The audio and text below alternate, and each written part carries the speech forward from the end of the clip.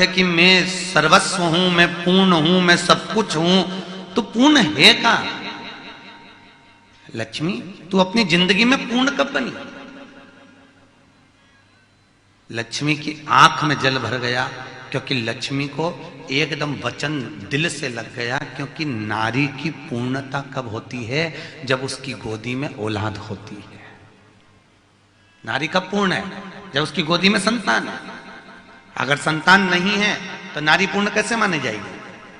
तो नारी तो लक्ष्मी, और भगवान विष्णु को तो श्राप लगा था कि तुम्हारे घर में औलाद नहीं होगी, तुम्हारे घर संतान नहीं होगी।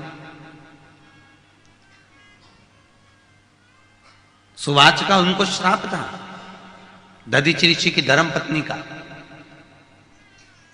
जिनके गर्भ से पिपलाद ने जन्म लिया था, वो पीपल के पेड़ के नीचे, वो सुवाच का श्राप था, नारायण मेरा श्राप है तुमको कि तुम्हारे घर में औलाद नहीं होगी। आज भगवान लक्ष्मी से कह रहे हैं तू पूर्ण कब है? तू इतना अहंकार कर रही है, तेरी पूर्णता कहाँ है? तू इतनी अभिमत्ता में कूद रही है, तू कहती है मैं पूर्ण, मैं पूर्ण, मैं पूर्ण। तेरी पूर्णता है कहाँ?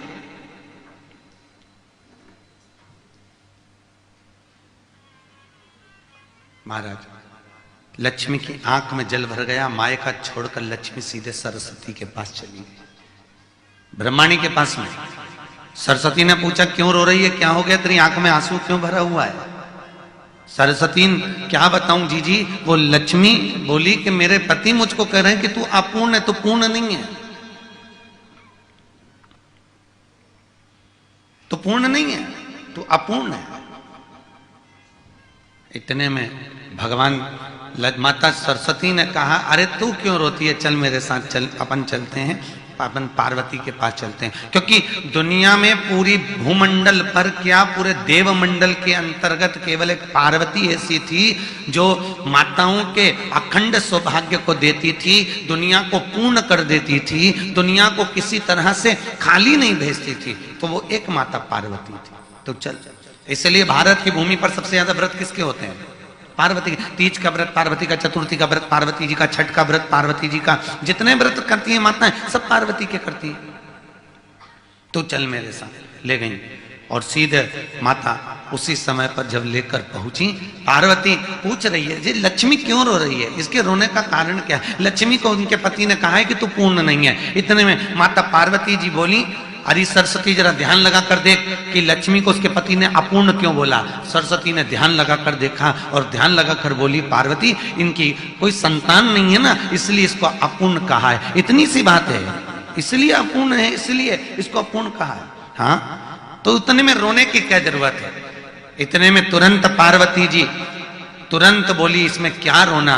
पार्वती जी ने अपने छोटे पुत्र गणेश को गोदी में उठाया और उठाकर लक्ष्मी जी की गोदी में दे दिया। आज से ये तेरी औलाद, तेरा पुत्र है, आज से तू पूर्ण हो गई। बोलो जय जय श्री, आज से तू पूर्ण हो गई।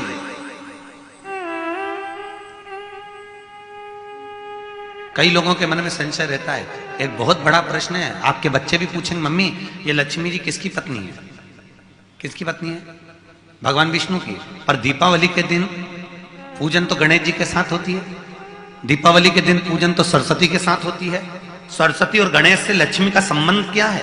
आपके बच्चे आपसे प्रश्न कर सकते हैं, मम्मी यहाँ भगवान विष्णु तो दिख ही नहीं रहे पूजन के मंडल में, कहीं भगवान विष्णु का फोटो नहीं दिख रहा मम्मी, यहाँ तो गणेश जी दिखते हैं, सरस्वती दिखती है और लक्ष्मी दिखती है, उनके पति को तो साथ में होना चाहिए। बच्चे प्रश्न करते हैं, या घर की कोई प्रतिमा को तो उनके साथ बिठाना चाहिए, भगवान विष्णु को क्यों नहीं बिठाते? उसका केवल एक कारण है, क्योंकि लक्ष्मी अगर नारायण के साथ में विराजमान है तो वो अपूर्ण है। कौन है वो? अपूर्ण। और हिंदू धर्म में दीपावली के दिन हर व्यक्ति को पूर्ण लक्ष्मी चाहिए, इसलिए गणेश जी के साथ उसकी पूजन करते हैं कि अब लक्ष्मी पूर्ण हो गई, अब लक्ष्मी पूर्ण है। भगवान विष्णु के साथ अगर पूजेंगे दीपावली के दिन तो नारायण ने लक्ष्मी से कहा था तू अपूर्ण है, इसलिए लक्ष्मी नारायण के साथ बैठकर पूजाती नहीं वहां पर। महाराज सरस्वती मैया ने इनको पूर्ण करवाया था, इसलिए माता सरस्वती साथ में पूजाएगी, और गणेश जी उनकी गोदी में बैठे उनके पुत्र के रूप में, इसलिए लक्ष्मी की पूर्णता गणेश जी से है महाराज, गणेश जी से। इसलिए लक्ष्मी, सरस्वती और गणेश, इन तीनों की पूजन एक जगह पर होती है, क्योंकि इसकी पूर्णता ही कब है? जब गणेश उनकी गोद में विराजमान हो, जब गणेश जी उनके साथ में विराजमान हो, तब लक्ष्मी की पूर्णता है महाराज।